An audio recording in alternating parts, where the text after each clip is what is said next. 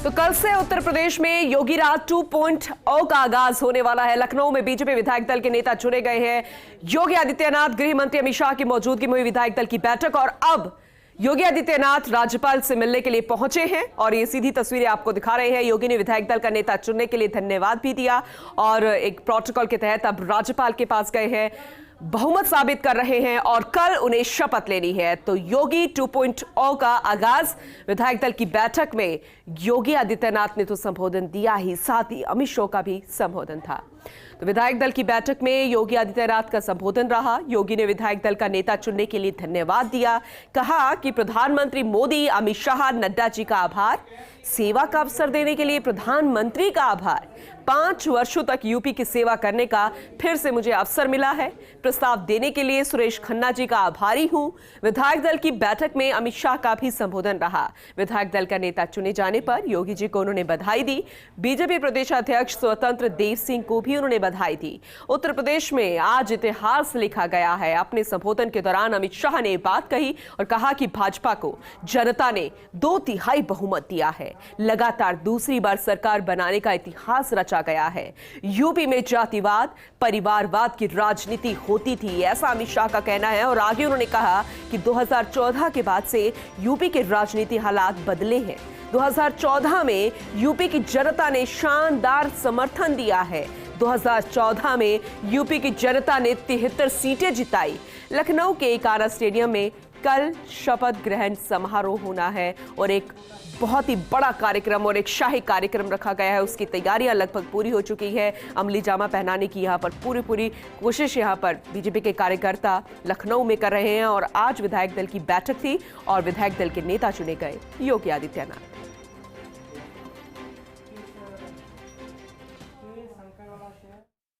आज हम सब के लिए बहुत आनंद का विषय है कि आज उत्तर प्रदेश विधानसभा का एक नया इतिहास लिखने का क्षण इसी सभागार के अंदर हो रहा है। 35 सालों से कभी भी एक पार्टी को दूसरी बार पूर्ण बहुमत नहीं मिला है। भारतीय जनता पार्टी अकेली एक ऐसी पार्टी है जिसने दोनों बार 2/3 से ज्यादा बहुमत के साथ जनता का समर्थन हासिल किया। उत्तर प्रदेश की स्थापना से लेकर अब तक कोई भी मुख्यमंत्री अपने शासन के आधार पर फिर से एक बार जनादेश लेकर मुख्यमंत्री नहीं बन पाए। कारण क्या होगा, इसकी मीमांसा में जाने का दिन नहीं है, परंतु हम सब के लिए आनंद का विषय है कि भारतीय जनता पार्टी के नेता श्री योगी आदित्यनाथ जी को उत्तर प्रदेश की जनता ने दूसरी बार मुख्यमंत्री के रूप में चुनने का काम किया। 5 वर्षों तक उत्तर प्रदेश जैसे राज्य में हम सबको सेवा का अवसर देने के बाद आदरणीय प्रधानमंत्री जी के नेतृत्व में प्रचंड बहुमत की इस सरकार की नई सरकार गठन के लिए मुझे विधायक दल के नेता के रूप में आज यहां पर चुना गया है। मैं आभारी हूं आप सबका।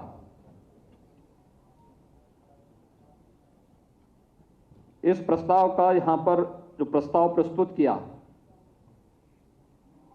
माननीय श्री सुरेश खन्ना जी, हमारे वरिष्ठ सदस्य हैं और विधायक दल के वरिष्ठतम सदस्य हैं।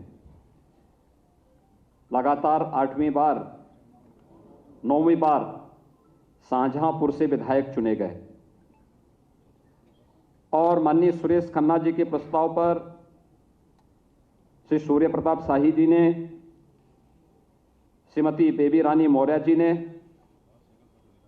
श्री राम नरेश अग्निहोत्री जी ने, श्री सुशील साक्य जी ने, श्री नंद गोपाल गुप्ता नंदी जी ने इस प्रस्ताव का अनुमोदन करने के साथ ही आप सब ने सर्वानुमति से इस प्रस्ताव को अपना समर्थन दिया है। मैं इसके लिए आप सबका हृदय से आभार व्यक्त करता हूं। उनका एक बहुत सुंदर, बहुत बेहतरीन कार्यकाल रहा है और we are all very excited कि हमको भी अपना योगदान देने को प्राप्त हो रहा है as a second term MLA, और यही मेरा प्रयास है कि ज़्यादा से ज़्यादा काम और ज़्यादा अच्छा काम करा पाऊँ इस बार। ये बहुत अच्छा ऐतिहासिक क्षण है। योगी आदित्यनाथ जी ने उत्तर प्रदेश का कायाकल्प कर दिया है। उत्तर प्रदेश आज सबसे विकसित राज्यों में है, दूसरी हिंदुस्तान की सबसे बड़ी अर्थव्यवस्था हो चुका है और आने वाले 5 वर्षों में, जैसा पॉलिटिक्स ऑफ परफॉर्मेंस माननीय अमित शाह जी ने कहा है, पॉलिटिक्स ऑफ परफॉर्मेंस के कारण सरकार वापस आई है और उत्तर प्रदेश 5 वर्षों में हिंदुस्तान का सबसे विकसित राज्य होगा। बधाई हम लोग अभी देंगे और उत्तर प्रदेश की 25 करोड़ जनता ने जिस तरह से विश्वास जताया आदरणीय मोदी जी की योजनाओं पर, आदरणीय योगी जी के कार्य पर, और आज हमारे पर्यवेक्षक पूर्व राष्ट्रीय अध्यक्ष और देश की यशस्वी गृह मंत्री आदरणीय अमित शाह जी ने और रघुवर दास जी आए थे उनके साथ में सह पर्यवेक्षक, उन्होंने यहाँ पर सारे सदस्यों से कहा कि आप अब अपना जो भी आपका फैसला है वो आप ले सकते हैं। हम यहाँ पर बैठे हैं, आप जिसको नेता चुनना चाहें तो सर्वसम्मति से, आपने देखा निर्विरोध तरीके से आदरणीय योगी जी को नेता चुना गया और हम सब उम्मीद करते हैं कि जिस तरह से योगी जी ने 5 साल काम किया है उसको आगे बढ़ाने का काम हम सब आदरणीय मोदी जी, आदरणीय योगी जी, आदरणीय अमित शाह जी के नेतृत्व में और उनके मार्गदर्शन में करेंगे। ये 1984 के बाद ये पहली सरकार है कि 37 सालों के बाद अपने काम के बल पर योगी जी की सरकार आ रही है और इसको, इस शपथ ग्रहण को देखने के लिए, वहां पहुंचने के लिए मैंने कार्यकर्ताओं में और सामान्य जनमानस में भी बहुत उत्साह है। लोग चाहते हैं कि किसी तरह से हम वहां पहुंच जाएं, अपने माननीय अटल बिहारी वाजपेयी स्टेडियम के पास चले जाएं, पास मिल जाए। बहुत सारे हर विधानसभा में कार्यकर्ताओं के लिए पास गया है, लेकिन वो पर्याप्त नहीं है। बहुत सारे लोगों को, जनप्रतिनिधियों पर बहुत प्रेशर है कि हम भी जाना चाहते हैं, हम भी देखना चाहते हैं। हम लोगों को विधानसभा में 100 पास मिले हैं और आप समझिए 500 से ज्यादा हमारे समर्थक लखनऊ के में आगे, जो कि 400 किलोमीटर दूर से आगे। बहुत उत्साह है लोगों में। मैंने क्या उम्मीद है, क्या किस तरह से मंत्रिमंडल विस्तार को देखते हैं, आपका अपने लेके कुछ क्या संभावनाएं हैं? देखिए, भारतीय जनता पार्टी में नेतृत्व तय करता है कि किस व्यक्ति का कहां पर उपयोग है और हम लोग अभी तक संगठन में काम करते रहे हैं। पार्टी ने टिकट दिया, विधायक बन के आए हैं। पार्टी जो भी जिम्मेदारी हम सबके लिए तय करती है उसको करते हैं। तो विधायक दल की बैठक के बाद योगी आदित्यनाथ ने अपना संबोधन दिया और कहा कि जिस तरीके से बहुमत हासिल हुआ है, हमने वो योजनाएं जो चलाई थी गरीबों के लिए, परिवारों के लिए, वो सक्सेसफुल साबित हुई है और आगे इससे बेहतर काम करने की कोशिश रहेगी। इसके अलावा अमित शाह ने भी यहां पर अपना संबोधन दिया और कहा कि जातिवाद, परिवारवाद से उठकर इस पार्टी ने काम किया है और उसी का नतीजा है कि यहां की जनता ने हमें चुना। ज्यादा जानकारी के साथ UP news editor Gyanendra Shukla ji हमारे साथ जुड़ गए हैं, उनका रुख करते हैं। ज्ञानेंद्र जी, जिस तरीके से कल का एक शाही कार्यक्रम आयोजित किया जा रहा है, निश्चित तौर पर 2024 की दिशा भी वो तय करेगा। क्या वो 2024 की दिशा तय होने वाली है? इसके अलावा कहा जाता है कि जिसने यूपी जीत लिया, दिल्ली अब उससे दूर नहीं है, उसने दिल्ली भी जीत लिया, तो ये माना जाए कि योगी ने यूपी जीतकर मोदी को दे दिया है? अब बिल्कुल देखिए, आज जिस तरीके से जो मुख्यमंत्री योगी आदित्यनाथ के दूसरी बार के टर्म के लिए मुहर लग गई है, आज विधानसभा में जो औपचारिकता थी, लेकिन अमित शाह ने, केंद्रीय गृह मंत्री ने जिस तरीके से आज संबोधित किया और उन्होंने जो बात कही है उससे एक बात एकदम साफ है कि केंद्रीय नेतृत्व भी मानता है कि जो उनकी कोशिशें थी, उनकी सरकार की, चाहे प्रदेश की हो चाहे केंद्र की हो, उन सरकार की जो तमाम योजनाएं थी, वेलफेयर की स्कीम थी, इसके अलावा योगी सरकार की जो सुरक्षा को लेकर एक बड़ी मुहिम चलाई गई थी, इन सबका ही परिणाम है कि यहाँ पर बहुमत के साथ सरकार आई है।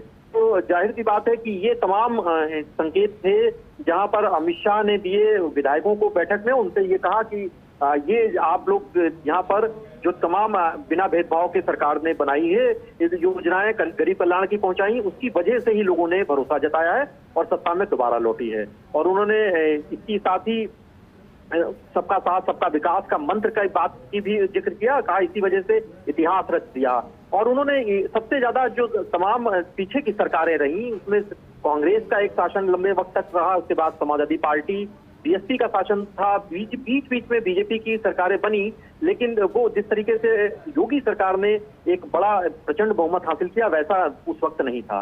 तो ये आज अमित शाह ने ये कहा भी कि जो राजनीतिक अस्थिरता रहा उसी की वजह से उत्तर प्रदेश में जातिवादी और परिवारवादी पार्टियां इनका उदय हुआ और तुष्टीकरण को बढ़ावा मिला। समाजवादी पार्टी की सरकार में राजनीति का अपराधीकरण किया गया, ये भी उन्होंने जिक्र किया। और उन्होंने कहा कि 2017 का जो समय था उस वक्त यहाँ की जनता को इन सबसे निजात मिली, मुक्ति मिली, यानी परिवारवाद, जातिवाद, तुष्टीकरण, अपराधीकरण, इन तमाम मुद्दों से उनको निजात मिली। और उन्होंने ये भी जोड़ा कि जब सपा सरकार में उद्योगपतियों का सम्मेलन दिल्ली में होता था और लखनऊ में आने को कोई उद्योगपति तैयार नहीं होते थे, गरीब की एफआईआर जो होती थी वो नहीं लिखी जाती थी, तो जाहिर सी बात है कानून व्यवस्था जो योगी सरकार का था उसको लेकर भी उन्होंने एक बड़ा एम्फेसाइज किया। तो ये आज की जो यहाँ से अब जो शुरुआत हुई है योगी सरकार 2.0 जिसको कहा जा रहा है, वो कल अब शाम को इकाना स्टेडियम में एक भव्य आयोजन होने जा रहा है जिसमें मौजूद रहेंगे। और अभी थोड़ी उसके बाद योगी आदित्यनाथ ने यहाँ पर 273 विधायकों के समर्थन का उनके बारे में उनको ब्यौरा उनको सौंपा है राज्यपाल आनंदीबेन पटेल को और सरकार बनाने का दावा पेश कर रहे हैं। चलिए, बहुत बहुत शुक्रिया ज्ञानेंद्र जी तमाम जानकारी देने के लिए। और वाकई हर किसी की नजर अब कल के शपथ ग्रहण समारोह पर रहेगी।